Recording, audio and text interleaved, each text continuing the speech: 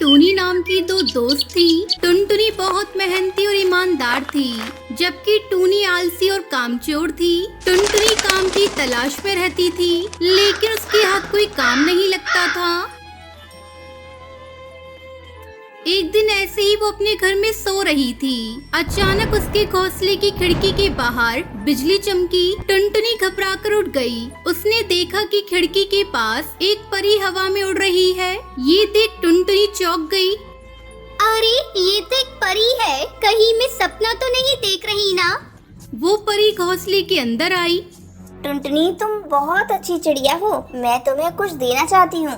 तब तक आप लोग हमारे इस वीडियो को लाइक और अगर आपने हमारे चैनल को सब्सक्राइब नहीं किया है तो जल्दी से सब्सक्राइब कर लें और कमेंट सेक्शन में जरूर बताएं कि आपको हमारी ये कहानी कैसी लगी। परी टुनटुनी को एक तस्वीर देती है। टुनटुनी, ये जादुई मिट्टी की घर की तस्वीर है। इस घर में बहुत सारे हीरे जवाहरात छुपे हैं जो तुम्हें मिल जाएंगे, लेकिन घने जंगल में छुपे इस घर को तुम्हें खुद ही ढूंढना होगा। और याद रहे, अगर तुमने लालच करके कुछ मांगा तो तुम हमेशा के लिए इस घर में कैद हो जाओगी। अगले दिन टुनटुनी ने अपने दोस्त टूनी को ये सारी कहानी बताई और उस तस्वीर को अपने साथ लेकर वो दोनों जादुई मिट्टी के घर की तलाश में निकल पड़े।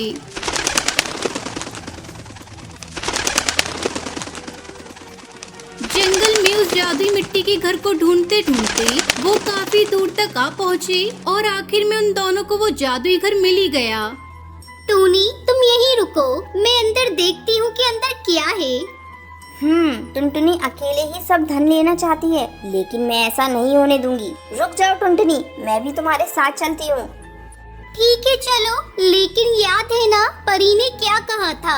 अगर लालच में आकर जरूरत से ज्यादा हिस्सा लोगी तो हमेशा के लिए उस घर में कैद हो जाओगी। इसलिए जरा सोच समझ के बर्ताव करना। वो दोनों जादुई मिट्टी के घर के अंदर जाते हैं। जैसे ही वो घर के अंदर जाते हैं, घर का दरवाजा अंदर से अपने आप बंद हो जाता है।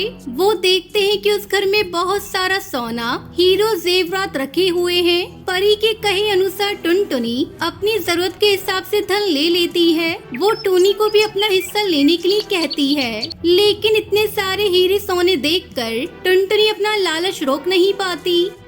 ओ टुनटुनी, तुम एक काम करो, तुम अपना हिस्सा लेकर बाहर जाओ, मैं बस तुम्हारे पीछे ही आती हूँ। देखो टूनी, मैं तुम्हें फिर एक बार कहती हूँ, जितना जरूरी है बस उतना ही धन लेना, लालच किया तो पछताओगी। अरे हाँ, तुम फिक्र मत करो, मैं सब देख लूंगी। अब जाओ बाहर जाकर मेरा इंतजार करो, मैं आई अभी। जैसे ही टुनटुनी बाहर आई, टूनी चिड़िया पर उसका लालच हावी हो गया। वो उस घर में पड़ा सारा सोना, हीरे जेवरात एक साथ इकट्ठे करने लगी। तभी अचानक उस घर में एक तेज रोशनी चमकी। उस घर का दरवाजा अंदर से बंद हो गया। वो सारा सोना, हीरे जेवरात एकदम से गायब हो गए और उन्हीं के साथ वो घर भी गायब हो गया। टुनटुनी बाहर खड़ी ये सब नजारा देख रही थी और उस घर के साथ साथ उसकी दोस्त टूनी चिड़िया भी गायब हो गई। वो जादुई घर और टूनी दोनों कभी उस जगह वापस नहीं आए। इसलिए दोस्तों, हमें लालच नहीं करना चाहिए। लालच की वजह से टूनी चिड़िया और धन भी गायब हो गया। तभी कहते हैं लालच बुरी बला है।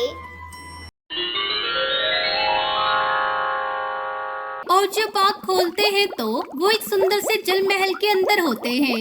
वो जल महल सोने का बना हुआ होता है। ये चमत्कार देखकर वो सभी बहुत ही खुश होते हैं। हिमालय के जंगल में कालू कौआ अपनी पत्नी टुनटुनी चिड़िया, बेटी सुनहरी चिड़िया पिंकी चिड़िया के साथ रहता था। वो बहुत ही करीब परिवार था। उनके पास कमाई का कोई जरिया नहीं था।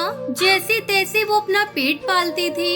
एक दिन वो सभी खाना खाने बैठते हैं तो टुनटुनी चिड़िया सबको खाने में दाल की खिचड़ी देती है। ये देखकर उसका पति कालू उससे कहता है, अरे टुनटुनी, ये क्या दाल खिचड़ी क्यों परोसी है? कोई सब्जी या रोटी क्यों नहीं बनाई? जी, घर में ना तो कोई सब्जी बची है और तो और आटा भी थोड़ा ही था, इसलिए सबके लिए दाल खिचड़ी ही बना पाई।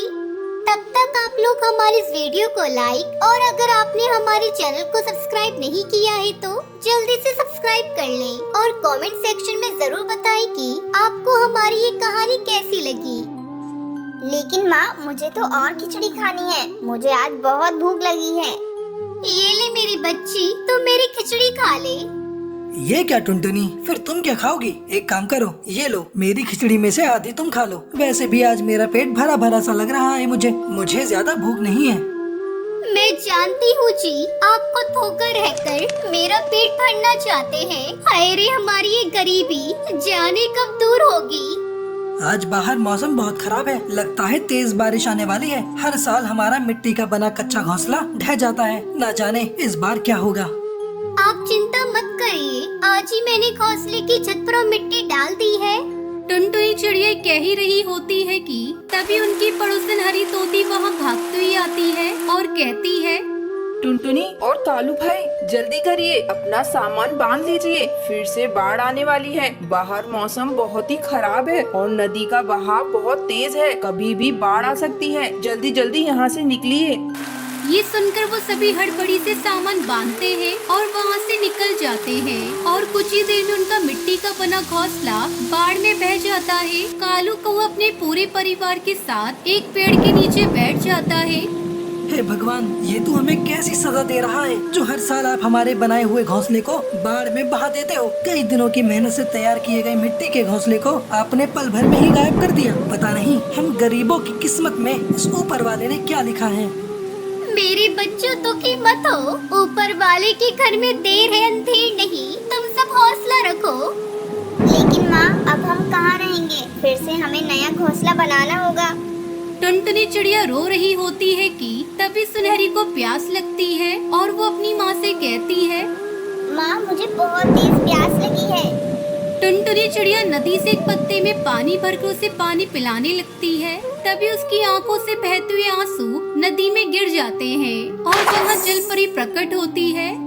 नन्ही चिड़िया, बस कर, अब और मत रो। मेरे कारण बार बार बाढ़ आकर तुम्हारा बनाया हुआ घोंसला तोड़ देती है, इसलिए अब मैं तुम सबको ऐसा वरदान दूंगी कि अब कोई बाढ़ या तूफान तुम लोगों को परेशान नहीं कर पाएगा। मैं तुम लोगों को ऐसी धन दौलत दूंगी कि जिंदगी भर तुम लोगों को किसी चीज की कमी नहीं हो पाएगी। अब से तुम सब इस नदी में बने सुंदर जल महल में ही रहोगे। वहाँ तुम्हें ऐशो आराम की हर जरूरत मिलेगी। तुम सबको जब भी इस नदी के अंदर आना हो तो अपने सिर को इस नदी में डुबा देना। तुम सब उसी पल जल महल के अंदर पहुंच जाओगे। लेकिन हाँ, तुम्हें खाने पीने की वस्तुओं को लेने बाहर आना होगा। ये कहकर लाल परी गायब हो जाती है।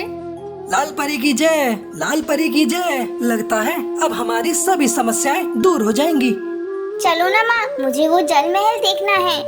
ठीक है चलो। ये कहकर वो सभी एक साथ आंखें बंद करके अपना सर नदी में डुबाते हैं और जब आँख खोलते हैं तो वो एक सुंदर से जल महल के अंदर होते हैं। वो जल महल सोने का बना हुआ होता है। ये चमत्कार देखकर वो सभी बहुत ही खुश होते हैं। माँ, आप तो बिल्कुल रानी लग रही हो। अरे बेटा, तू भी किसी अमीर चिड़िया से कम नहीं लग रही है, नजर ना लगे। हमारे अलावा यहाँ है ही कौन जो किसी की नजर लगेगी। चलो शुक्र है यहाँ कम से कम वो बबली कबूतरी नहीं है जो सारा दिन अपनी बकबक से मेरे कान खा जाया करती थी। अब तो मैं यहाँ चैन से रहूंगी। पर माँ, यहाँ तो टीवी नहीं है और मेरा डांस देखने का बड़ा मन है। हाय रे, मेरे बच्चे को डांस देखना है। रुक, अभी तेरी माँ तुझे करके दिखाएगी। आज तेरी माँ बहुत खुश है।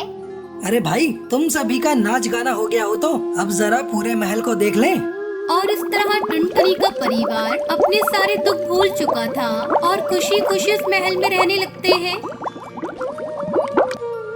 एक जंगल में टूनी चिड़िया अपने 2 बच्चों के साथ रहती थी। एक दिन सारे पक्षी एक तरफ उड़कर जा रहे थे। माँ, क्या हुआ है? ये सब पक्षी इतनी जल्दी उड़कर क्यों जा रहे हैं? तभी टूनी चिड़िया कालू कौवे से पूछती है, क्या हुआ है कालू भैया? सब पक्षी इतनी जल्दी में क्यों है? टूनी बहन, कुछ दिनों में जंगल में बहुत ज्यादा सर्दी पड़ने वाली है, इसलिए सब पक्षी नारियल के पेड़ से पत्ते लेने के लिए जा रहे हैं ताकि वो अपना घर पक्का और सुरक्षित कर सके। सुनो बहन, तुम भी जल्दी जाओ। अब टूनी चिड़िया भी नारियल के पेड़ से पत्ते लेने के लिए जाती है, लेकिन वहाँ बहुत लंबी लाइन थी तभी तोता बोलता है, देखो तो सही टोनी चिड़िया, हम सुबह से लाइन में खड़े हैं और तुम आखिरी में आकर पहले पत्ते तोड़ना चाहती हो। जाओ जाकर लाइन में लगो। अब टूनी चिड़िया उड़कर अपने टूटे फूटे पुराने घोंसले में आ जाती है। क्या हुआ माँ, आपको पत्ते नहीं मिले? बेटा मैं शाम को चली जाऊंगी, अभी बहुत भीड़ थी। अब टूनी चिड़िया शाम को नारियल के पेड़ से पत्ते लेने के लिए जाती है, लेकिन सब पत्ते खत्म हो गए थे।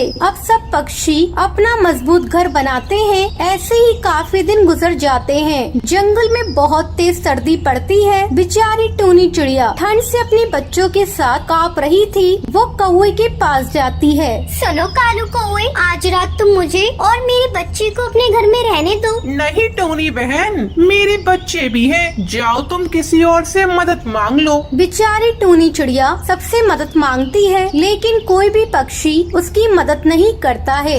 ज्यादा ठंड की वजह से उसका एक बच्चा मर जाता है। माँ बहुत तेज सर्दी है, मुझे लगता है मैं भी नहीं जी पाऊंगा, मैं मर जाऊंगा। नहीं बेटा तू फिक्र मत कर, मैं जल्दी से कोई गर्म जगह ढूंढती हूँ। हे भगवान मेरी मदद कीजिए, मेरे बच्चे की जान बचा लीजिए। तभी टूनी चिड़िया को एक बड़ा सा खाली नारियल का खोखा दिखाई देता है। ये बिल्कुल सही रहेगा, इसमें हमें ठंड भी नहीं लगेगी। जब तक सर्दी है हम इसमें अपना गुजारा कर लेंगे। अब टूनी चिड़िया अपने बच्चों के साथ उस नारियल के खाली ढक्कन में रहकर अपना गुजारा करती है। तो ये थी आज की कहानी। क्या आपको पता है टूनी चिड़िया ठंड से बचने के लिए कहाँ रहती है? अगर आपको पता है तो आप हमें कमेंट करके जरूर बताएं। अगर आपको ये वीडियो पसंद आई हो तो इसे लाइक और ऐसी कहानियाँ देखने के लिए मेरे चैनल को सब्सक्राइब